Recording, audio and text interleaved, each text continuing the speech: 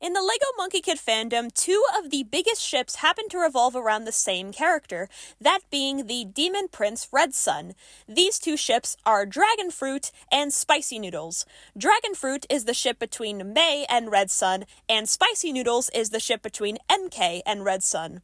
On the surface, both of these ships seem to be the exact same ship. Both happen to feature a hero character with an energetic, impulsive, and adventurous personality, matched up with the fiery and villainous Red Sun. But when you actually analyze these two relationships, there are quite a bit of differences that make both ships distinctly unique. In the case of Dragonfruit, May x Red Sun, these two have a special connection that only they share, that being a connection to the powerful force known as the Samadhi Fire. But on top of that, both of them have a lot in common. They are both characters from royal families who have a lot of internalized pressure placed onto them from an early age. Pressure related to their families and proving their honor to their families.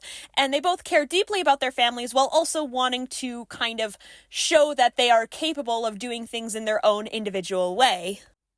Alternatively, Spicynoodles, the ship between MK and Red Sun, has a lot of contrasting energy between the characters, with Red Sun coming from a noble family with high expectations and a desire to prove himself as something great. MK comes from a seemingly humble, ordinary family, and eventually gains those same desires as Red Sun, but the problem is MK seems to sort of crack under the pressure, so to say, and he eventually gains the desire to return to his ordinary life, though he believes he has no ability to. On the surface, these two ships seem very similar when you just look at the personalities of MK and May, but when you actually analyze the difference between their characters, you discover that these ships are actually quite different, and that leads to very different interpretations of how these two characters would work in hypothetical romantic pairings with Red Sun. Or, if you want, you can just ship them both with Red Sun. The ship known as Chimera shipping is in fact an option.